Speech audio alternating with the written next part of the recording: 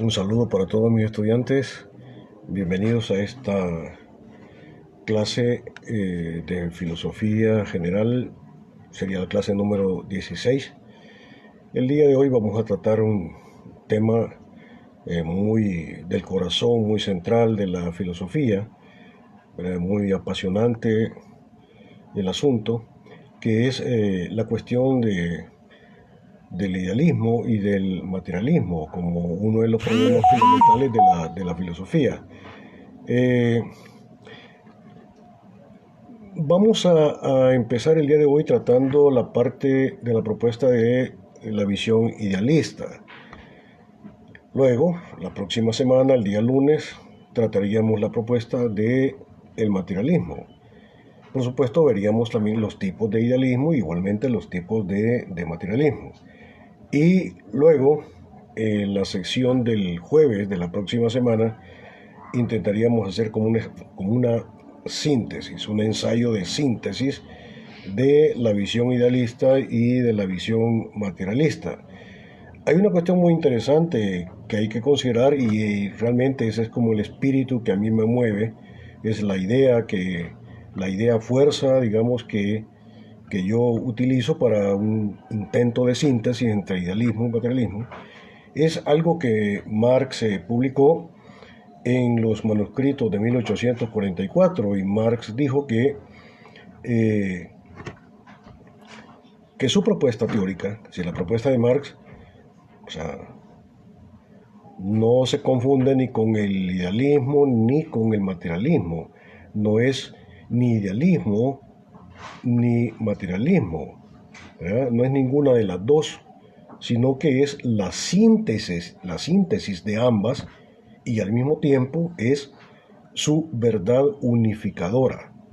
Es decir, lo que Marx dice en los manuscritos de 1844, ¿sí?, es que el marxismo no puede ser considerado fácilmente como un materialismo, porque no es. Eso es lo que el mismo Marx dice de su propia propuesta teórica. Pero tampoco puede ser considerado como un idealismo, ¿verdad?, sino que es la verdad unificadora de ambas y la superación de ambas. Eso es lo que hay que trabajar, eso es lo que hay que ver. Y en eso consistiría la visión marxista del abordaje de la problemática de la relación entre idealismo y materialismo. Es muy interesante que los que se consideran marxistas puedan estudiar los manuscritos de 1844, los cuales manuscritos estuvieron un poco ocultos, un poco secuestrados durante algunos años, durante la primera mitad del siglo XX, estuvieron secuestrados, es decir, no los daban a conocer, pero luego de la mitad del siglo XX se filtraron, ¿verdad?, y ahora ya son del conocimiento público. Porque claramente, en esos manuscritos de 1844, Marx dice claramente que su propuesta teórica, es decir, el marxismo de Marx, no es ni idealismo ni materialismo, sino que es la síntesis unificadora de ambas. Esto es muy importante que los presuntos marxistas o marxólogos lo entiendan y lo estudien, o lo estudiemos. Bueno, sin más preámbulo, vamos a comenzar ya a tratar, digamos, la cuestión esta del idealismo y materialismo como un problema fundamental de la filosofía. Bueno, ¿en qué consiste el problema filosófico? Hablando de idealismo y de materialismo. En lo fundamental, el problema consiste en determinar la posibilidad o no de una relación entre el espíritu y la materia, entre la cosa y la idea, entre lo finito y lo infinito, ¿sí? La problematización de esto parte de un supuesto. El supuesto de que hay dos dimensiones de la realidad, espíritu y materia, y que estas dos dimensiones de la realidad pueden entrar en relación o no pueden entrar en relación. En eso consiste la problemática, en términos fundamentales, ¿verdad? De que hay dos dimensiones de la realidad, espíritu y materia, ¿sí?, mente y cosa, ¿sí?, razón y mundo. Son dos dimensiones de la realidad y habría que ver si hay la posibilidad o no de que entren en una relación o correlación, ¿sí? O cómo interactúan. En este sentido, entendiendo en qué consiste, digamos, el corazón de la problemática, vamos a examinar brevemente cuál es la propuesta del idealismo, ¿sí? Y vamos a tratar el idealismo en diferentes variantes. Hay por lo menos tres tipos de idealismo. El idealismo subjetivo, el idealismo objetivo y también el idealismo trascendental, ¿sí? Tres tipos de idealismo. Y cuando nos vayamos a referir la próxima semana a la propuesta del materialismo, vamos a también entender que hay por lo menos dos tipos de materialismo. El materialismo mecanicista, o le llaman también materialismo decimonónico porque se constituyó en el siglo XIX, y el materialismo dialéctico, que es el materialismo en la metodología de análisis de la realidad social de Marx, ¿sí? Entonces, hay tres tipos de idealismo y tres tipos de materialismo. Entonces, vamos a concentrarnos el día de hoy en la consideración de la propuesta del idealismo. La tesis central del idealismo, que es lo que vamos a ver en la clase de hoy, es la siguiente. La tesis central es que el espíritu, el concepto, la idea, ¿sí?, es y existe en absoluta independencia de la materia, en absoluta independencia de digamos, la cosa, en absoluta independencia de lo que es mundo, ¿sí?, de la materialidad. Esta tesis conlleva a una absolutización de la idealidad, la cual tendría la idealidad, ¿sí?, la dimensión espiritual, la dimensión ideal, ¿sí?, la dimensión metafísica, la cual tendría suficiencia constitucional, en el sentido que se basta a sí misma para ser lo que es. El ser absoluto sería espíritu, logos, materia, pensamiento, mente, ¿sí? Y se nos va a presentar como el fundamento infundamentado de todo lo real. Es más, es parte de la tesis central del materialismo el planteamiento de que exactamente el espíritu, la mente, el logos, la razón, el verbo, ¿sí?, es el fundamento fundamentado de toda la realidad, ¿verdad? Y es lo único real. Todo aquello que no es mente, todo aquello que no es razón, que no es espíritu, va a caer en el campo del no ser, ¿sí?,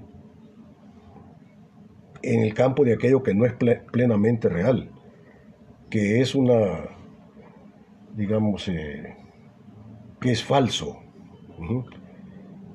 Es propio de la tesis central de todo idealismo. Después veremos los tipos de idealismo, pero ahora vamos a ver las características fundamentales del idealismo en general. Para el idealismo en general, todo es logos, ¿sí? ¿Sí? Todo es espíritu, todo es mente, y es el ser verdadero.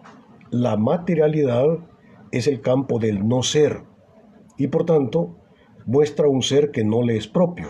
O sea, el campo de lo material, que se me presenta como aquello que está lanzado al tiempo y al espacio y se me presenta como en forma abusiva, se me presenta en forma abusiva en el orden de la cotidianidad, en el aquí y ahora, en el momento en el cual yo me dirijo a ustedes. El orden de la existencia, el orden de la materialidad se me presenta como lo único que es absolutamente real. ¿Por qué? Porque es lo único que se me da a los sentidos. Pero resulta que desde la óptica del idealismo, justamente eso que se me presenta en el orden de la existencia y se me da a través de los sentidos, no es real, no es verdadero, no tiene verdadero ser. En la visión del idealismo, en general, hay la postulación de un logos, ¿sí?, de una mente, de un espíritu, que mueve y ordena al mundo, pero que es un logos, una mente, un espíritu que está puesto fuera del mundo, ¿sí? Lo finito, que se contradistingue de lo infinito, lo finito es todo aquello que cae en el campo de la espacio-temporalidad, ¿sí? Y justamente porque cae en el campo del espacio-temporalidad, está sujeta al cambio, está sujeta a la mutabilidad. Hoy es y mañana no es. Las cosas perecen, pero perecen de forma necesaria, no perecen como si pudieran no perecer. O sea, no pueden ser absolutas, sino que es propio de su ser finito el perecer. No pueden no perecer. Y por tanto, en tanto que perecen, no pueden ser absolutas, ni eternas ni infinitas. Entonces, justamente es el campo del no ser, el campo de lo aparente, el campo del orden de lo falso, ¿sí?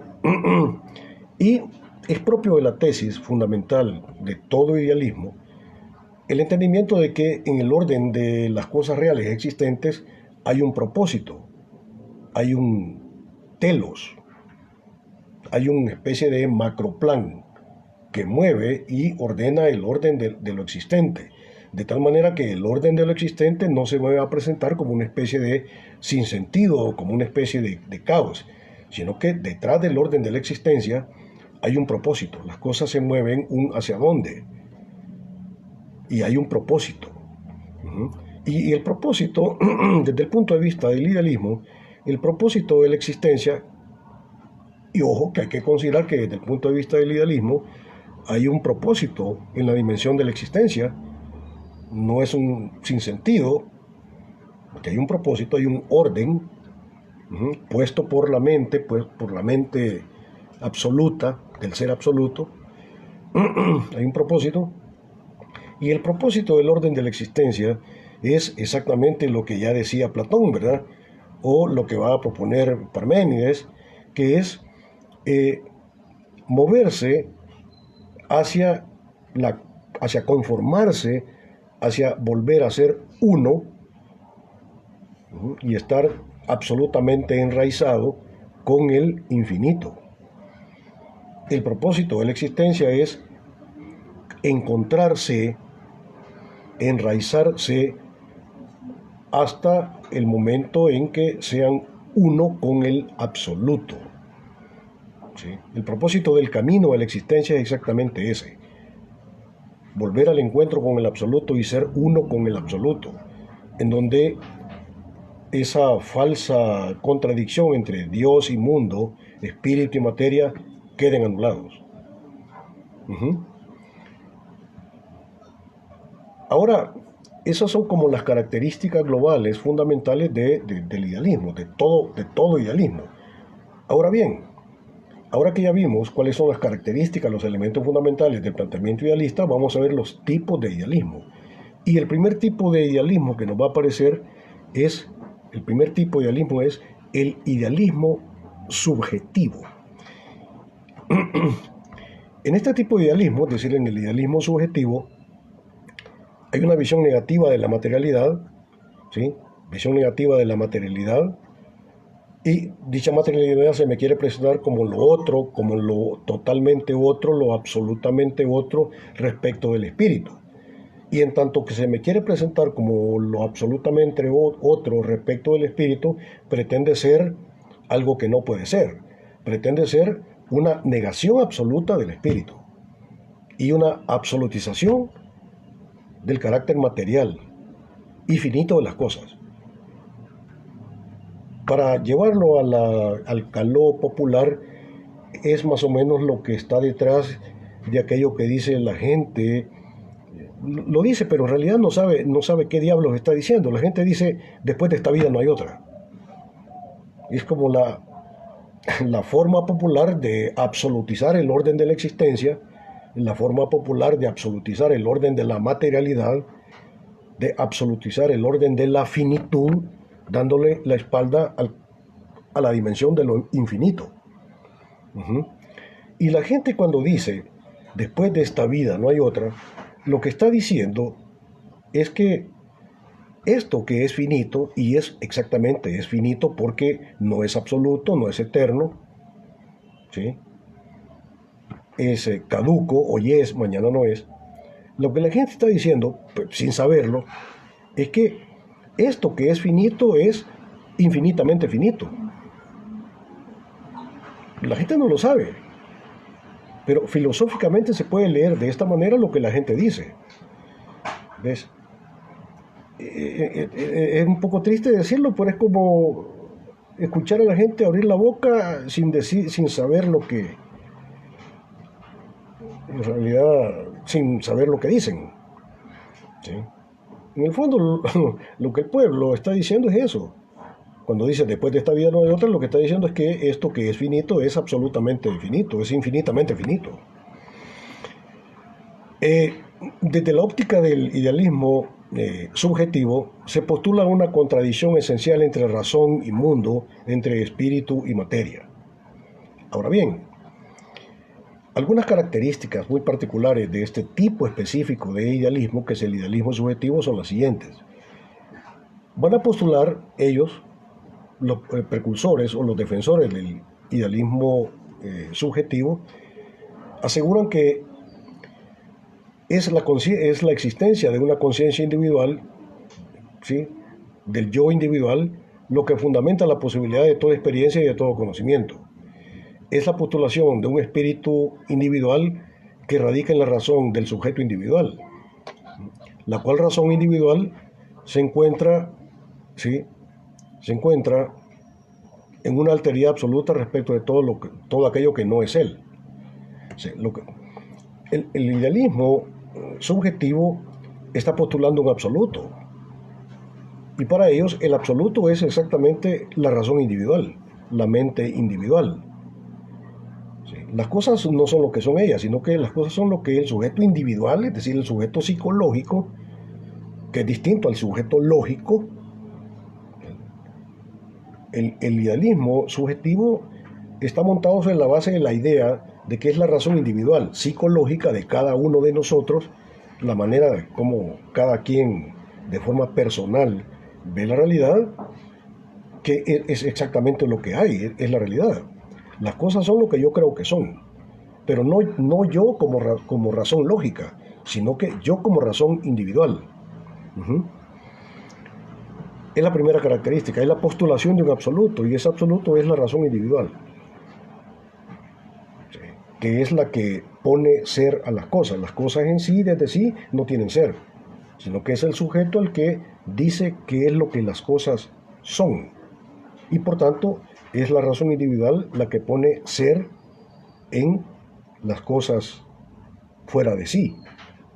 Todo aquello que no es la razón individual es un alter, ¿sí? Son los otros y lo otro. Eso es ser alter. Uh-huh. La dimensión de alteridad respecto de la razón individual no tiene ser, no tiene sentido, no tiene propósito. Es el sujeto individual el que pone ser, sentido y propósito, tanto a los otros como a lo otro. Segundo elemento fundamental del tipo idealismo subjetivo es que para ellos la realidad en sí, en absoluta independencia de la razón individual, la realidad en sí no existe, ni es real en sí misma y desde sí misma. La realidad en sí, fuera del sujeto individual, es decir, la alteridad de todo aquello que no es el sujeto individual, que sería como la realidad en sí, no tiene suficiencia constitucional, porque no se basta a sí misma para ser lo que es. Aún más, la postulación, sí, aún más, la misma postulación de que hay algo fuera de la razón individual, fuera del sujeto individual, la misma idea de que pudiera haber una realidad en sí, siendo y existiendo fuera del sujeto individual, es una propuesta de la razón. Es decir, es la razón, es la mente la que propone, la que supone que hay algo fuera de sí misma que hay que conocer. Y por tanto, el orden de la alteridad de todo aquello que no es el sujeto es una propuesta de la razón. Y si esto es así, el idealismo subjetivo lo que está diciendo es que todo es mente, todo es razón, todo es logos, todo. Y si todo es mente, y si todo es logos, y si todo es razón, entonces, ¿qué es aquello que no es? Todo aquello que no es el orden de la materialidad. Las cosas que tengo frente a mí, desde la óptica del idealismo subjetivo, existen, pero no son reales.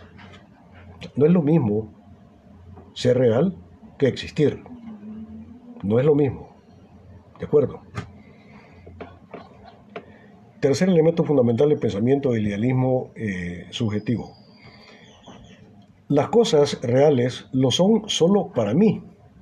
No hay verdad objetiva, sino solo una verdad con medida individual. Para mí. El carácter de realidad de las cosas es solo una propuesta de la razón individual. Es la mente del sujeto individual la que supone que hay una objetividad como absoluto contradictor del espíritu que habría que conocer.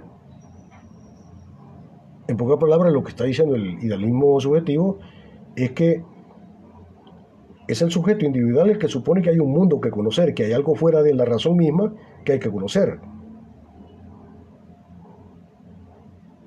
Pero es solamente un supuesto de la razón. Es como si yo estuviera diciendo en este momento que todas las cosas que están frente a mí lo son, pero no porque ellas lo sean, no son en sí desde sí, lo son porque la razón supone que lo son. No tienen sustancia propia, ellas. Pero, según el idealismo subjetivo, cuando la razón conoce, lo único que puede conocer es a sí misma. ¿Sí? Porque si todo es logos, si todo es mente, entonces la razón cuando conoce, no puede conocer otra cosa más que a ella misma. Es la razón conociéndose en el espejo del mundo. Es la razón conociéndose a sí misma. Es la razón individual reconociéndose en el espejo de las cosas. Cuando yo conozco, no conozco la cosa, sino mi idea de la cosa. Pero no porque haya otra cosa que conocer, como una supuesta objetividad puesta absolutamente al margen de la razón, sino porque no hay otra cosa que conocer. Y no se puede ni se debe conocer otra cosa más que la razón a sí misma. Todo es mente, todo es razón. Nos encontramos aquí con una total disolución de la materialidad de las cosas. Nos encontramos aquí con una negación absoluta del no ser. Del no ser como algo que intenta negar de manera absoluta al ser. Y para el idealismo subjetivo, el ser, el fundamento infundamentado de la realidad, lo único que es absolutamente real y verdadero es la razón individual. Ese es el fundamento infundamentado. Nos encontramos aquí en una postura de solipsismo. El solipsismo consiste en el total atrapamiento del sujeto dentro de la subjetividad, sin la posibilidad de autotrascendencia para salir de sí, es decir, salir de su carácter subjetivo al encuentro con algo que no es él, en el supuesto de que aquello que no es él sería la dimensión objetiva de las cosas. Pero esa dimensión objetiva de las cosas no es real, es solamente un supuesto de la razón. Todo lo que no es la razón individual es relativo, no es verdadero, es falso, es no ser, no tiene suficiencia constitucional. Las cosas fuera de mi conciencia individual no tienen suficiencia constitucional. Es el ámbito en el cual las cosas dependen las unas de las otras. Quinto elemento, ¿sí?, del pensamiento del idealismo subjetivo. Solo el sujeto individual es continuo.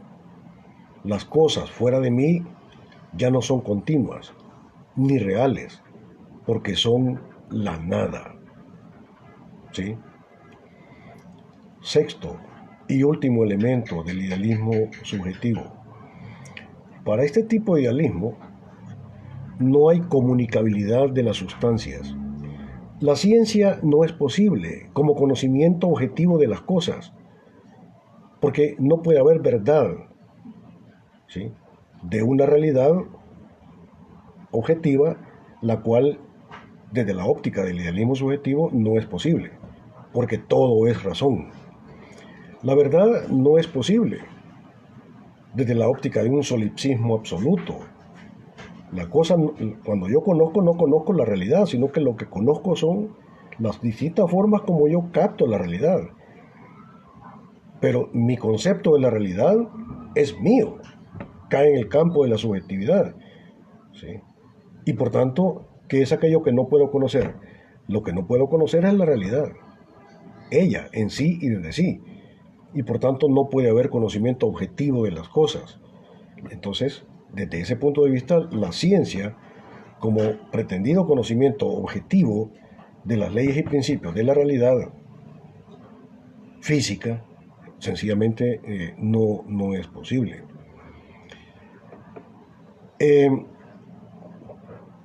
El tipo de conocimiento que conecta acá con el idealismo subjetivo es el tipo de conocimiento inmanente, ¿sí? Ahora vamos a considerar un poco el segundo tipo de idealismo, que es el idealismo objetivo. En realidad, de los tres tipos de idealismo, el idealismo subjetivo es el idealismo como menos fundamentado, es el menos sólido, ¿sí? Ya el idealismo objetivo, como lo vamos a ver, es un idealismo un poquito más filosófico, más fundamentado, da más que pensar. También el idealismo trascendental. Veamos cuáles son los elementos fundamentales del idealismo objetivo. Bueno, tengo que decir que uno de los precursores más importantes, o muy importantes de este tipo de idealismo es Hegel, es Jorge Guillermo Federico Hegel, pero no es el único. Primer elemento del idealismo objetivo. En este tipo de idealismo objetivo hay la postulación de una razón universal, ¿sí? Puesta al margen de la individualidad. Ya no se trata de que el fundamento fundamentado es la razón individual, la razón subjetiva de cada quien, de Manuel, de María, de Lencho, sino que se trata ya ahora de la postulación de una razón, de un espíritu universal, cósmico, y por tanto de una razón, de una mente, de un espíritu transindividual, de un espíritu, digamos, que está más allá de la subjetividad individual, a la cual la razón individual tiene que estar incluso subordinada. Hay la postulación, como digo, de una razón universal puesta al margen de la dimensión individual. Dicho logos universal y eterno crea las cosas naturales y sociales. Por tanto, no hay contradicción esencial entre razón y mundo.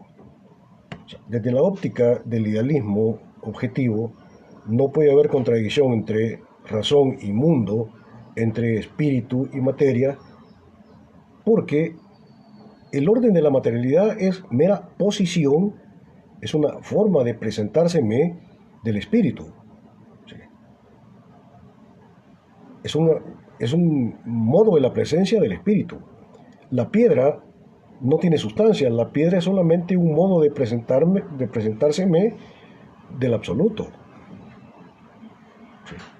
Entonces, si la piedra, si la realidad, si este vaso que veo, si la computadora que veo, es solamente una forma de la presencia del ser absoluto, de la razón absoluta, del espíritu absoluto, si solamente eso es, entonces, ¿qué es lo que no es la piedra? Lo que no es la piedra es exactamente eso, piedra. Entonces, si la materia en general, si el orden de lo físico es solamente una mostración, en términos griegos se dice parusía. Parusía es mostración. Si la piedra, si el orden de lo material es solamente una forma de la presencia del absoluto, entonces, ¿qué es lo que no es? Lo que no es materia. ¿Pero por qué no es materia? Porque es solo modo de la presencia del espíritu. Por tanto, es una forma de la presencia de aquello que no es la materialidad. Hay una total disolución del orden de la materialidad de las cosas en el entendimiento de que todo es logos, todo es espíritu. ¿Sí? Y cuando veo la piedra, no es la piedra la que veo, sino que lo que veo es el espíritu que está ahí, bajo la forma de. ¿Ves por dónde van las cosas? Entonces, por eso es que no hay no hay contradicción entre razón, entre espíritu y mundo. Porque el mundo es solamente un modo de la presencia del otro. No puede haber contradicción esencial. Pudiera haber, sí, contradicción apariencial. Porque la piedra, pues me parece que es piedra. La materia, pues me parece que es materia y no espíritu. Pero verdaderamente es al revés la cosa. La materia no es exactamente lo que yo veo. ¿Y yo qué es lo que veo? Veo materia. Veo la piedra, veo el árbol, veo la taza. Eso es lo que veo. Pero eso es solamente la forma apariencial de presentárseme el otro, en donde el otro es el espíritu absoluto, el ser absoluto. ¿Ves? Entonces digo, pues no podría haber contradicción esencial entre espíritu absoluto y mundo. Sí podría haber contradicción apariencial. Y más adelante voy a decir por qué. Dicho logos, o mente, o espíritu, eterno, ¿sí? Eterno y absoluto, confiere, da ser y sentido al orden de lo finito. Por tanto, el orden de lo finito, de la materialidad, no tiene ser, ni orden, ni sentido en sí y desde sí. Solo tienen orden, ser y sentido en forma atribuida, porque se las da, se las pone el espíritu absoluto. Y por eso la piedra, el espíritu, la materia, la piedra, la materialidad, es solo posición del espíritu. Sí había, pero en cierto sentido hay. San Ignacio de Loyola, fundador de los jesuitas, por supuesto estoy hablando de la Iglesia Católica, solía decir San Ignacio de Loyola que él creería en Dios aunque no hubiera Biblia. Él creería en Dios aunque no hubiera Biblia. ¿Pero por qué? Porque le bastaba ver el orden de lo real y entender que el orden de lo real físico, lanzado al tiempo y al espacio, es solo una forma de la presencia del absoluto. Y entonces vos podés leer el modo de ser del absoluto viendo las cosas, ¿sí? Porque las cosas son solo eso, modo de la presencia del otro, del espíritu. Entonces por eso decía él que él podría creer en Dios aunque no hubiera Biblia, ¿sí? Aquí la razón absoluta no es individual, sino universal, cósmica y trascendental. Trascendental porque los otros y lo otro son formas de la presencia del Espíritu Absoluto, que se muestra y se expresa en todo. Pero ese todo en el cual se expresa el Absoluto no tiene sustancia. Ojo, ese todo en el cual se expresa el Absoluto, que es el orden de la materialidad, el orden de la existencia no tiene sustancia, no tiene suficiencia constitucional. Como dije antes, es la dimensión del no ser, ¿sí? Ese orden de la existencia, la lógica de la materialidad, es solo expresión del espíritu. Interesantísimo de considerar en este momento lo que dice en el Evangelio de San Juan, capítulo 1, verso 1. Por si nunca te ha llamado la atención, podríamos hacer una lectura filosófica de lo que está diciendo San Juan el Evangelio de Juan, capítulo 1, verso 1. ¿Qué es lo que dice? Dice, en el principio fue el verbo. El Evangelio de San Juan. En el principio fue el verbo. Debo decirte que, por ejemplo, en un pensador alemán, Wolfgang Goethe, que escribió una de las obras muy importantes, obras le llaman ustedes, yo le llamo novelas, que se llama Mefistófeles.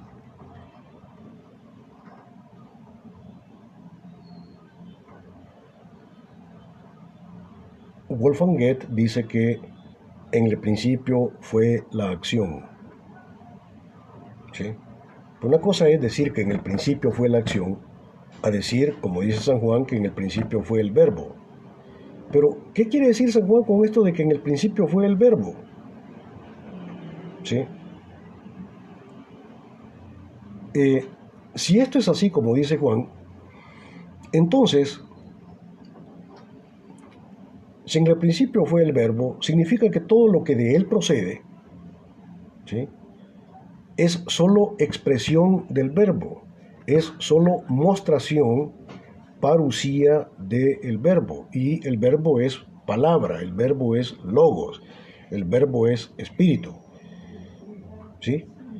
Y no puede contradecirlo, es decir, todo aquello que es posición del verbo no puede contradecir de manera esencial a su origen, es decir, al verbo. No pueden ni contradecirlo ni negarlo de forma absoluta, aunque sí podría negarlo de manera apariencial. ¿Sí? Sí podría haber una contradicción, pero a nivel únicamente apariencial. Si en el principio fue el verbo, todo lo que hay después es mera posición del verbo y por tanto todo es verbo, todo es espíritu. Y el orden de la materialidad y el orden de la existencia es mera apariencia. Es mera apariencia, es cáscara, nada más. ¿Sí? Otro elemento importante del tipo de idealismo objetivo es la consideración de que en el proceso de conocimiento es la conciencia, o sea, la razón, la que se autoconoce, ¿sí?, cuando conoce la realidad, cuando conoce el mundo, porque no hay nada más que conocer. Si todo es razón, si todo es espíritu, si todo es mente, entonces la razón cuando conoce se conoce a sí misma, porque no hay otra cosa que conocer. Es autoconocimiento. Es autoconocimiento. Por eso es que Aristóteles, en el siglo III a.C., Aristóteles decía que si Dios tuviera algún tipo de conocimiento, Aristóteles, siglo III a.C., decía que si el teos, es decir, si la divinidad, es decir, si Dios tuviera algún tipo de conocimiento, el tipo de conocimiento de Dios sería pensamiento del pensamiento. Pensamiento del pensamiento. ¿Por qué? Porque Dios es espíritu, es decir, Dios es razón, es logos, es pensamiento. Y si todo lo demás es posición del pensamiento, o como dice San Juan, si todo lo demás es verbo, entonces el espíritu cuando conoce, se conoce a sí mismo. Y por eso decía Aristóteles que si Dios tuviera una forma de conocimiento sería pensamiento del pensamiento. Tercer elemento importante de este tipo de idealismo, que es el idealismo objetivo, es que la verdad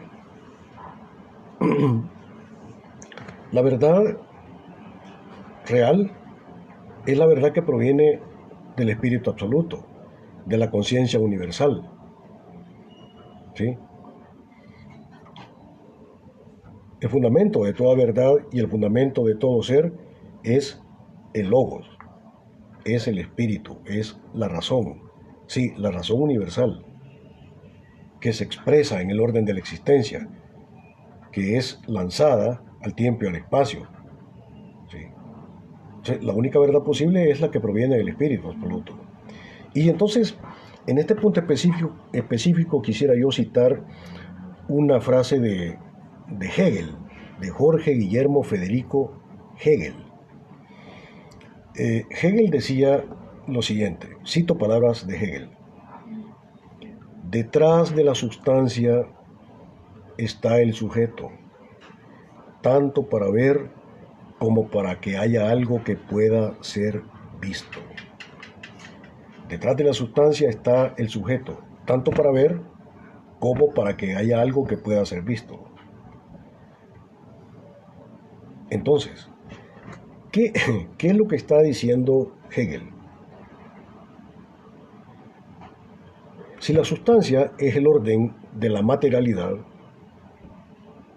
si la sustancia es el orden de lo real lanzado al tiempo y al espacio, ella es aquello que se me presenta a los sentidos, esa es la sustancia. Pero Hegel dice que detrás de la sustancia está el sujeto. Y cuando Hegel dice sujeto, lo que quiere decir es espíritu, es razón, es logos, es pensamiento.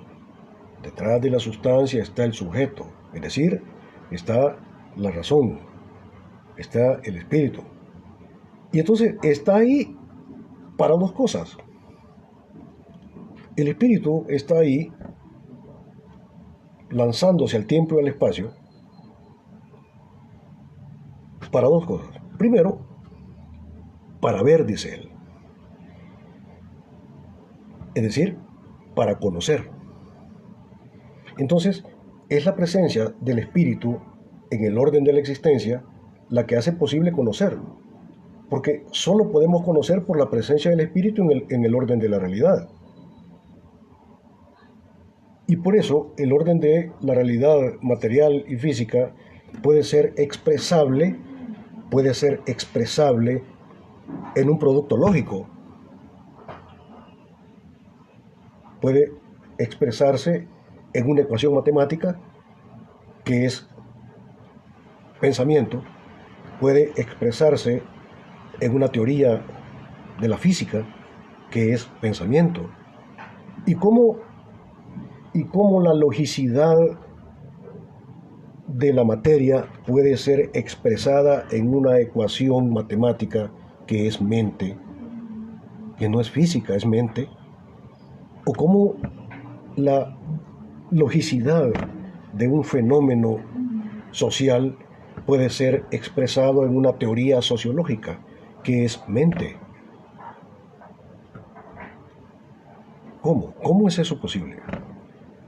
Entonces dice Hegel, bueno, eso es posible porque en el orden de la existencia es el espíritu el que está lanzado al tiempo y al espacio. Y cuando vos ves, lo que ves aparentemente es la piedra, aparentemente es un fenómeno social, aparentemente es la taza, pero no es la taza, es el espíritu el que está ahí expresado. Y exactamente por eso, porque ese espíritu, es decir, es razón, puede ser expresado por una ecuación matemática, que es logos, que es lógica. Entonces, decime vos, ¿cómo puede haber lógica en una piedra? ¿O cómo puede haber lógica en un fenómeno natural, como la velocidad? ¿Vos sabés cuál es la ley de la velocidad, verdad? Velocidad es igual a distancia sobre la unidad de tiempo. En términos de la física, el fenómeno de ¿la fuerza qué es? Masa por aceleración. Pero masa por aceleración es un concepto, es una idea. ¿Y cómo el concepto, cómo la idea puede estar en el fenómeno físico? Eso solamente es posible porque en el fenómeno físico lo que hay y lo que está ahí es exactamente razón, es exactamente logos, mente, verbo, como dice el Evangelio de Juan. ¿Sí? Es, como ya dijimos antes, la mente viéndose en el espejo del mundo. Entonces, detrás de la sustancia está el sujeto, tanto para ver, es decir, para que sea posible el conocimiento, pero no está ahí solamente para ver. Dice él, también está ahí para que pueda haber algo que pueda ser visto. El sujeto está ahí para conocer. Pero, ¿qué es aquello que conoce el sujeto cuando conoce? Se conoce a sí mismo. Es exactamente lo que les vengo diciendo. Es el espíritu reconociéndose en la logicidad del mundo. Porque el mundo es espíritu, es logos, es razón, es orden, no es caos. Es ser, no es no ser. Detrás de la sustancia está el sujeto, tanto para ver como para que haya algo que pueda ser visto. Y por tanto, igual también para Hegel, ¿sí?, aquello que no es de forma esencial, aunque sí de forma apariencial, es la materia, el orden de la materialidad de las cosas.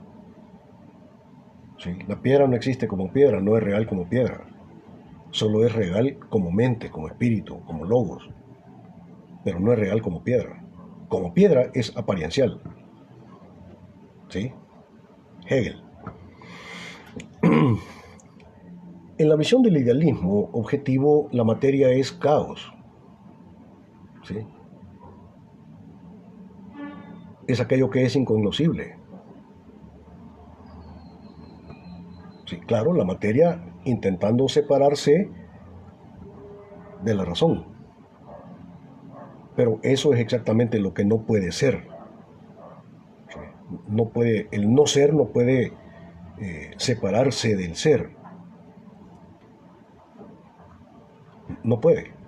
El ser, el no ser intenta separarse del ser y presentárseme como una absoluta negación del ser, como lo otro, lo totalmente otro del ser.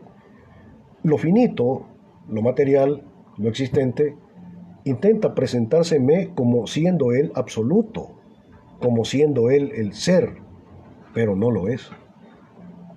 ¿Recuerdan ustedes las palabras de Parménides? Parménides decía que todo es ser, y aún el no ser también es.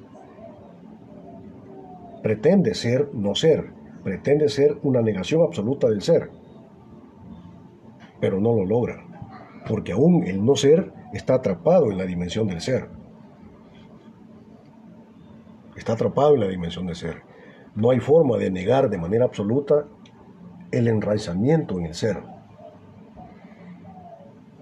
¿Sí? No tiene sustancia propia. Exactamente.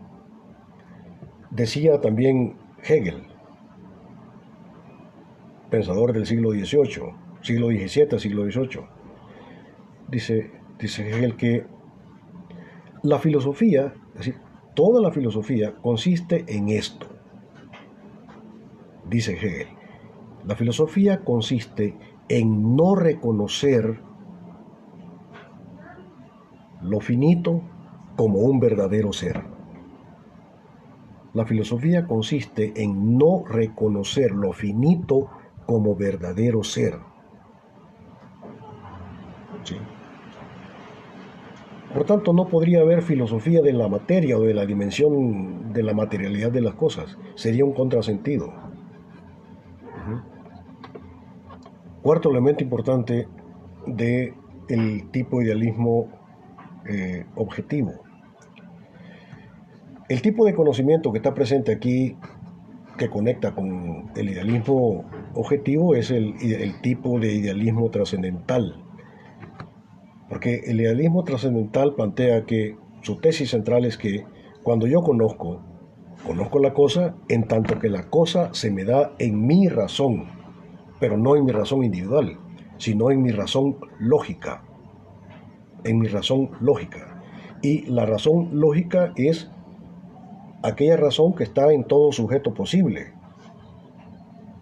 Y es la razón, la dimensión lógica de la razón es la que hace posible que todos los sujetos posibles, presentes, pasados y futuros, podamos ver la realidad de una misma manera. Solamente la razón lógica funda la posibilidad de que pueda haber ciencia.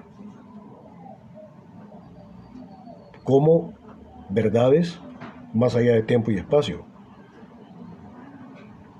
como verdades con validez universal. Solo la dimensión lógica y la razón presente en todos los sujetos, pasados, presentes y futuros, hace posible que cuando yo diga 2 más 2 es 4. Y esta ecuación humilde y sencilla de que 2 más 2 son 4 sea verdadera hoy, mañana y siempre para un ruso, para un salvadoreño, más allá de tiempo y espacio. Aquello que hace posible la postulación de verdades con rigor lógico y validez universal y por tanto hacen posible la ciencia es la dimensión lógica de la razón. ¿Sí? Entonces, cuando yo conozco la cosa, en tanto que la cosa se me da en mi razón lógica. ¿Y por qué la razón puede conocer la logicidad de las cosas? Porque la logicidad de las cosas no es una logicidad de las cosas, sino que es una logicidad puesta ahí por el espíritu absoluto. Y el espíritu absoluto es logos, es lógico. Por eso es posible la ciencia. Y vamos a referirnos ahora al tercer tipo de idealismo, que es el idealismo trascendental. El primer planteamiento del idealismo trascendental es que las cosas trascendentes, ¿sí?, son las que están más allá de la subjetividad y de la razón individual. Ser trascendente es estar más allá de, ¿sí? Y las cosas son trascendentes en tanto que están más allá de la subjetividad individual. Eso es ser trascendente. Trascendental es aquello que es en y por la correlación indisoluble que hay entre razón y realidad. Pero tanto la razón como la realidad son lo que son única y exclusivamente en la correlación en la que se encuentran. Tanto la razón como la realidad son ambas lo que son justamente por la correlación en que se encuentran, ¿sí? Una correlación indisoluble. Por tanto, la razón como la realidad son lo que son únicamente en dicha correlación. Dicha correlación no es el resultado, fíjate, esto es muy importante de considerar para entender el idealismo trascendental. Dicha correlación en la cual se encuentra el sujeto y la realidad no es el resultado de la existencia previa, es decir, previa a la correlación del sujeto y de la realidad. El caso no es que, bueno, primero hay realidad y hay sujeto y luego, pues ya que hay realidad y sujeto, pueden entrar después en correlación. No. En la visión trascendental de la realidad, fuera de la correlación, no hay ni sujeto ni objeto, son la nada. Únicamente son lo que son en y por la correlación. Fuera de la correlación es la nada. Por tanto, hay aquí la postulación de un absoluto, y el absoluto es exactamente la correlación. Pero ya vamos a ver la correlación en el fondo, la correlación entre qué y qué, ya lo vamos a ver. Fuera de la correlación constitutiva, es decir, porque confiere realidad, ¿sí?, es la nada. Ni la razón ni la realidad son punto de partida, ¿verdad?, previo a la correlación. Fuera de la correlación, la realidad no existe, ni el sujeto tampoco existe. Solo la correlación tiene poder constitutivo y es absoluta. Segundo elemento importante, para el idealismo trascendental, lo real en sí no es posible. La realidad en sí no es posible. La realidad en sí en el orden de la materialidad, en el orden de lo que está lanzado al tiempo y el espacio. Porque las cosas son objetos, y objeto es lo real presente a la razón. Lo real se convierte en objeto en tanto que está en la presencia de una razón. Fuera de la razón no son objetos, son reales. ¿Sí? Lo real se convierte en objeto en la presencia de la subjetividad, en la presencia de la razón. Las cosas son reales para mí, pero no se trata de la subjetividad individual, sino que se trata de el sujeto lógico, es decir, de la razón presente en todo sujeto posible. Por ello es posible la comunicabilidad. ¿Sí? Por ello es posible la comunicabilidad, como le dije hace un momento, es posible la ciencia. Es posible que todos podamos entender la realidad de una misma manera. O sea, porque hay una dimensión lógica de la razón presente en todo sujeto posible. Y por eso puede haber comunicabilidad. Y si hay comunicabilidad, existe la posibilidad de plantear verdades con rigor lógico y validez universal. Por tanto, la ciencia es posible. ¿Sí? Porque aquí no estamos atrapados dentro de una situación de solipsismo, sino que estamos hablando del carácter lógico de la razón de todo sujeto posible. ¿Sí? Por ello es posible la comunicabilidad y la ciencia. ¿Sí? Y también es posible la verdad. Ya no verdades, de acuerdo a cada sujeto, sino la verdad. O sea, la verdad para toda razón lógica posible. Aunque dicha verdad, desde la óptica del idealismo objetivo, la verdad no es verdad de la realidad, sino que es verdad de la razón. Sí, de la razón absoluta, del espíritu absoluto, de nuevo. ¿Sí? De la mente universal. ¿Sí? Tercer elemento importante, hay que considerar que aún la postulación, la suposición de un sujeto en sí, que entonces la postulación de un sujeto en sí, que entonces la razón no puede conocer, o más bien el hecho de suponer de que hay una realidad en sí, la cual la razón humana no puede conocer, porque está más allá de la subjetividad, aún esa suposición es una suposición de la razón. Lo mismo que postulaba el idealismo subjetivo. ¿Sí? Es un supuesto de la razón. Es la razón trascendental la que supone que hay algo fuera de la razón trascendental, es decir, fuera de ella, ¿verdad?, que hay que conocer.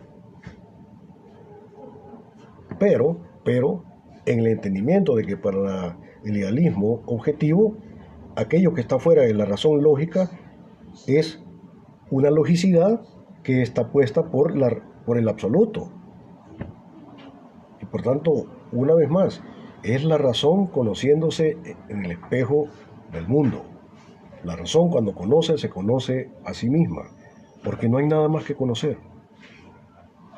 Y por último, como cuarto elemento de este tipo de idealismo, en el proceso de conocimiento intervienen lo dado y lo puesto. Esta era la propuesta de Kant, que ya les mencioné la vez pasada. En la propuesta de Kant, en el proceso de conocimiento, hay algo que pone la razón lógica y hay algo que pone el orden de la sustancia, el orden de la materialidad. ¿Sí? El orden de la materialidad lo que pone es todo aquello que se capta a través de los sentidos y es un caos de sensaciones. Es caótico, no tiene orden, ni sentido, ni lógica. Y en el contacto con la razón lógica, es la razón lógica la que ordena ese caos de sensaciones y construye el concepto, construye la idea de lo que el fenómeno es, de lo que el objeto es. Por tanto, no es el mundo el que construye los conceptos en la mente del sujeto, sino que es el sujeto el que construye el orden del mundo. ¿Sí? Es la propuesta, digamos, kantiana. Y Kant fue también parte del idealismo trascendental.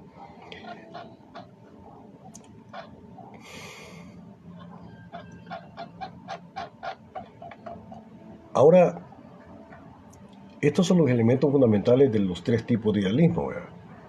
Ahora quisiera que nos preguntáramos, para ir terminando esto, ¿en qué consiste el realismo en qué consiste el realismo desde la óptica del idealismo.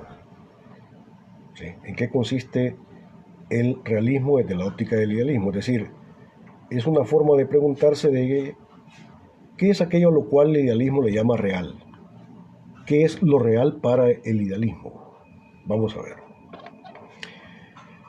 Primero, solía decir Hegel que, algo que ya mencioné, que el idealismo en filosofía consiste en la consideración de que lo finito no tiene verdadero ser, lo cual ya expliqué, ya me refería a esto. Lo finito es pura negatividad, en el sentido que su ser es un no ser, porque es precario, no es absoluto, hoy es y mañana no es y deja de ser de forma necesaria. ¿Sí? Las cosas determinadas y finitas tienen como verdad un ser que no les es propio. Su mostración determinada, por tanto, es limitada. ¿Sí? Su mostración del absoluto, por tanto, es limitada. Recuerden que yo he dicho de que el orden de la materialidad es solamente una forma de la presencia del absoluto. Sí, pero el orden de la materialidad es una mostración muy limitada. No es una... Las cosas no muestran de forma absoluta, de forma plena, todo lo que el absoluto es. La piedra no muestra, ¿sí?, de manera absoluta y total lo que es el espíritu absoluto. Dicen algo dicen del absoluto, pero no dicen todo lo que hay que decir. Por tanto, el modo como la piedra expresa el absoluto es un modo limitado. Y es limitado en tanto que es finito, en tanto que no es absoluto, en tanto que está lanzado al tiempo y al espacio, en tanto que la piedra como materia o como materialidad es y no es.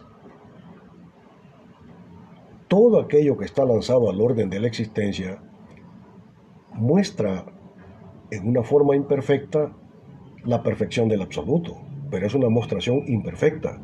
Y en tanto que es una mostración imperfecta del absoluto, por eso dice Hegel lo siguiente, cito palabras de Hegel, dice, todo lo que existe merece perecer. Todo lo que existe merece perecer. Hasta ahí las palabras de Hegel. ¿Qué quiere decir Hegel con esto?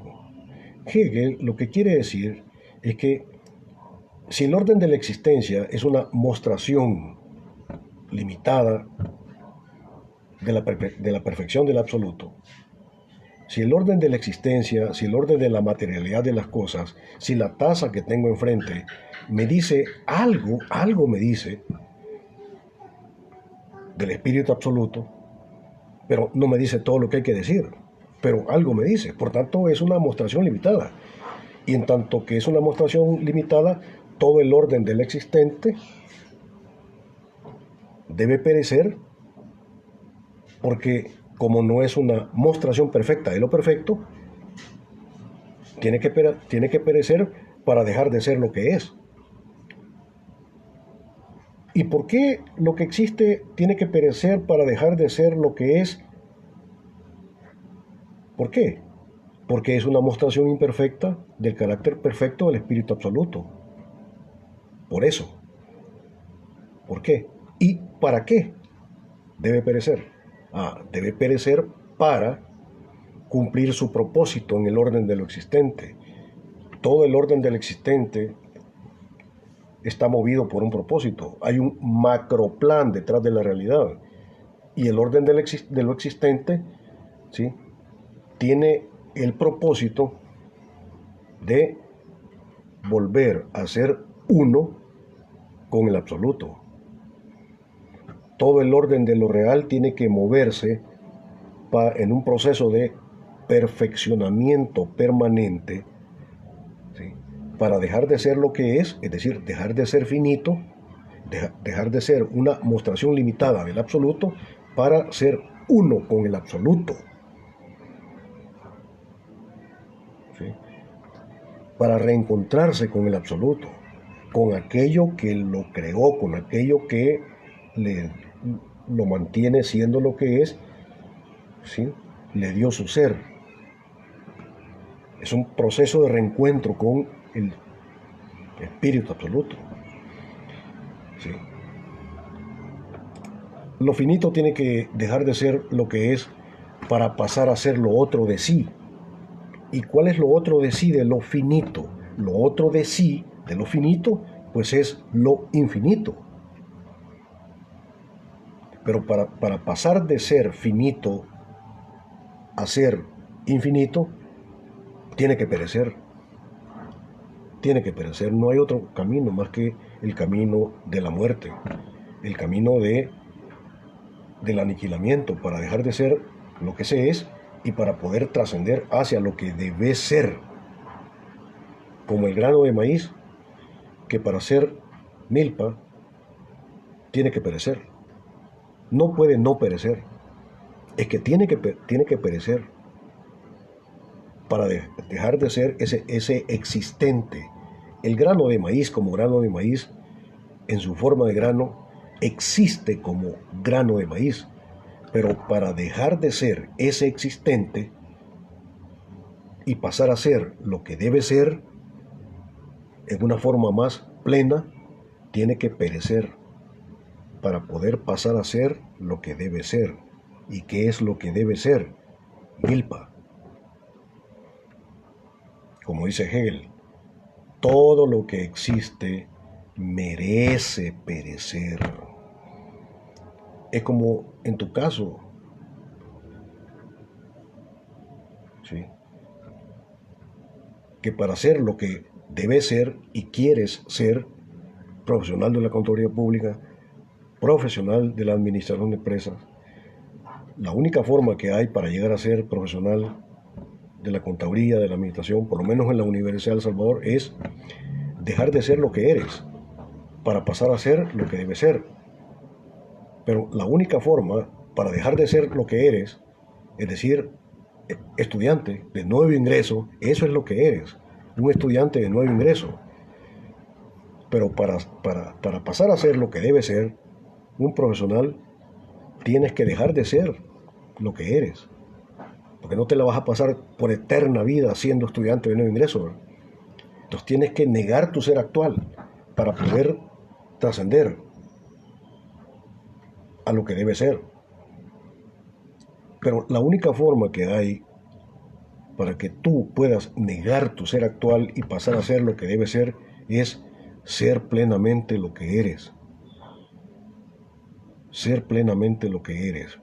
Qué cosa más interesante, ¿verdad? Porque lo que te estoy diciendo es que la única manera de dejar de ser lo que eres para pasar a ser lo otro, tu propósito, es ser plenamente lo que eres. ¿Sí? En la Universidad de El Salvador, la única manera de negar tu ser actual es cumplir tu ser actual. Es decir, ser verdaderamente estudiante. Y si tú eres plenamente lo que eres, pues vas a dejar de ser eternamente estudiante de nuevo ingreso para pasar a ser un profesional de la contaduría o un profesional de la administración de empresas. Y entonces, tu ser actual es lo que tiene que ser negado como existente. Hegel, todo lo que existe merece perecer. Sí, pero ¿por qué? Porque no es pleno. No es pleno. Tú aún no eres pleno. Porque tú aún no te has encontrado con tu deber ser, ¿sí? Con tu propósito. Tu propósito es ser exactamente un profesional de la contaduría. Cuando seas un profesional de la contaduría, entonces vas a negar absolutamente lo que eres y vas a ser pleno. Igual, todo el orden del existente, para poder trascender y dejar de ser lo que es decir, existencia material, tiene que dejar de ser lo que es y pasar a ser lo otro de sí. Lo otro de sí es el espíritu absoluto. ¿sí?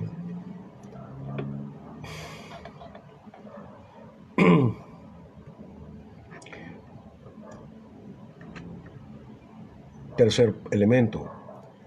Todo idealismo propone la tesis fundamental de que la materialidad de la cosa es pura indeterminación, pura posibilidad de ser, pero que no es de manera plena.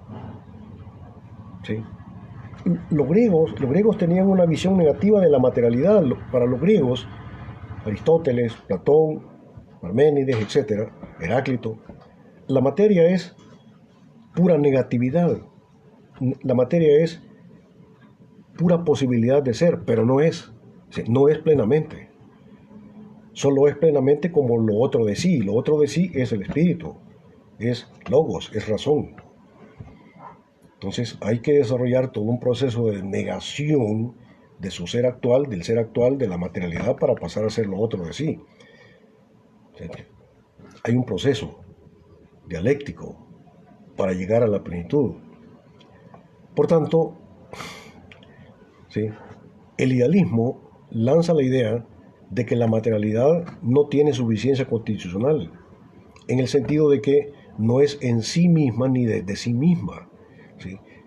El idealismo más radical, como el idealismo de Martin Heidegger, considera que dicha materialidad es como la nada, es pura negatividad y no carece de sustancia.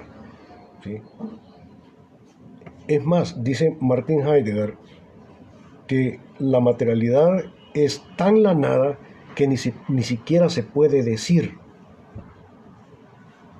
no se puede expresar, porque la nada, en el momento que vos la expresás, le das ser, la convertís en un ente, ¿sí?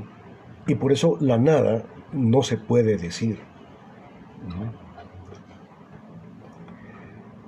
Todo esto nos lleva a la idea de que para el idealismo hay una separación absoluta entre el concepto de la cosa y la cosa conceptualizada. Es decir, que el concepto o la idea de la cosa no es de la cosa, ¿sí? Esto ya lo expliqué suficientemente, sino que le viene de fuera. ¿Sí? Lo que la cosa es no depende de la cosa misma, sino que su ser le viene de fuera. O sea, hay algo desde fuera que le da forma, le da sentido, le da lógica. No es en sí y desde sí. Ello significa que la cosa fuera de su concepto, que le viene de fuera, la cosa fuera de su concepto, ¿sí?, el orden de la materia, el orden de la existencia, el orden de lo real lanzado al tiempo y el espacio, ¿sí?, en su presunta independencia de la razón, estando fuera de su concepto, o sea, el concepto es el espíritu, la razón, ¿sí?, el orden de lo existente, el orden de la materialidad fuera de su concepto, ¿sí?, es exactamente la nada. ¿Sí? La cosa física, la piedra, es solo mostración del espíritu, y por ello su ser puede ser expresado por el concepto, la teoría, la mente, el espíritu, porque en realidad solo son mostración del espíritu. La piedra solo es una forma de la presencia de lo otro de sí, es decir, del espíritu absoluto. Entonces, lo que no hay es piedra, solo es el espíritu mostrándose bajo la forma de la materialidad. La piedra es solo una forma imperfecta de la presencia de la perfección del espíritu. Es por ello que la piedra existente, ¿sí?, en su imperfección debe perecer para llegar a ser lo otro de sí, es decir, espíritu, es decir, Dios. Aquí ya les estoy hablando, claro, digamos, de los elementos fundamentales del idealismo. De eso está hablando el idealismo en el fondo. Por tanto, El realismo del idealismo consiste en la consideración de que solo el concepto, la idea, la razón, el espíritu, ¿sí?, es real, en tanto que es lo único que tiene suficiencia constitucional como fundamento del ser y del sentido de las cosas informadas. Solo el espíritu absoluto es real. Solo su concepto es real, en tanto que no es materia. En el orden de las cosas existentes hay un proceso finalístico, es decir, hay un propósito que consiste en una vuelta de las cosas determinadas a su origen, que es el espíritu absoluto. Y ese es el sentido de la existencia. Por tanto, la existencia tiene un sentido, tiene un propósito. Hay un macroplan detrás del orden de la existencia. Las cosas no existen a la zumba o balumba. Hay un macroplan, ¿sí? Hay una razón universal moviendo el orden de lo existente. Por tanto, la existencia tiene sentido, más o menos en la idea que proponía Pablo de Tarso. Voy a citar palabras de Pablo de Tarso, palabras de San Pablo, si ustedes quieren, ¿sí? Palabras de San Pablo. San Pablo solía decir lo siguiente, cito palabras de Pablo, dice: el universo entero gime con dolores de parto hasta que Dios sea todo en todo. Repito, el universo entero gime con dolores de parto hasta que Dios sea todo en todo. El universo gime con dolores de parto.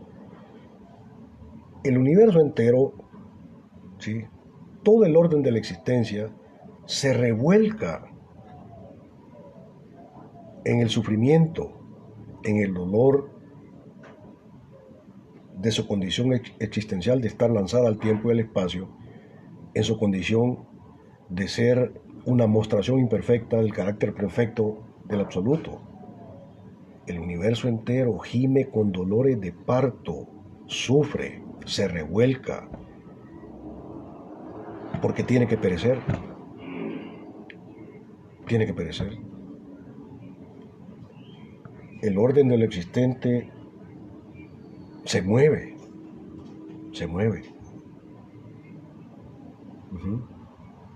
Entre el ser y el no ser, las cosas no son plenas. Nunca las cosas son plenas, ni absolutas. Sí. Recuerden las palabras de Platón. Platón decía: el sujeto es un sujeto imperfecto que vive en un mundo igualmente imperfecto. No hay perfección por ningún lado, por ninguna parte. La razón del sujeto es una razón imperfecta que vive exactamente en un mundo imperfecto lanzado al tiempo y al espacio. Y sin embargo, intenta y tiene que intentar volver al orden de la perfección, al origen, allá de donde provino. Pablo de Tarso nos está diciendo que el universo entero, ¿sí?, gime con dolor de parto, pero ese sufrimiento, ese revolverse de las cosas existentes, tanto en el orden de lo natural como en el orden cósmico o en el orden histórico-social, ¿sí?, tiene un propósito, tiene un fin y una finalidad. La finalidad es lo que dice Pablo, es hasta que Dios sea todo en todo. Es decir, hasta que haya un proceso de plenificación, un proceso de encuentro entre el orden de lo existente, que es finito, con el infinito, que es el absoluto. Va a ser ese momento en que las cosas sean tan perfectas como el absoluto es perfecto. Ese es un momento de encuentro, en donde ya no habría contradicción entre Dios y mundo, entre logos y materia. porque el orden de la materialidad estaría mostrando de forma perfecta la perfección del absoluto. Ese es el propósito. Dije yo que tenía propósito. ¿Sí? Fin y finalidad. Finalidad, la que acabo de decir. Y fin es exactamente eso. Hay un fin de los tiempos. Hay un fin de los tiempos. Un fin no como propósito, sino fin como terminación. Como terminación. Como hasta aquí. Y entonces, en esta visión, el orden de lo existente, tanto en el orden histórico-social como en el orden cósmico, en el orden natural, el orden de lo real no es absoluto. El universo no es absoluto. El tiempo y el espacio tampoco es absoluto. ¿Sí? Me cuesta creerle, a mí me cuesta mucho creerle a los físicos, ¿verdad?, que postulan el carácter absoluto y eterno del cosmos, ¿verdad? Yo no creo, ¿verdad?, porque si por definición el cosmos es materia, no puede ser ni absoluto ni eterno, porque es finito. ¿Sí? Entonces, tiene que haber ese momento de un feliz reencuentro de la esencia con la existencia, de lo finito con lo infinito, momento en el cual habrá terminado la contradicción entre Dios y mundo, la contradicción entre materia y espíritu, finito e infinito, muerte y vida. Hay que recordar que en Parménides hay un cierre de la negatividad absoluta como no ser, en su pretendida negación absoluta del ser. Parménides decía que todo es ser, pues aún el no ser es. ¿Sí? Aún el no ser es. No hay manera de cerrar o de negar o de disolver el ser. Estamos enraizados en el ser y no podemos no estarlo, porque toda pretendida negación del ser cae en autocontradicción. ¿Por qué? Porque en el fondo, en él, en el ser absoluto, en el espíritu absoluto, nos movemos y existimos. Pasen un feliz día.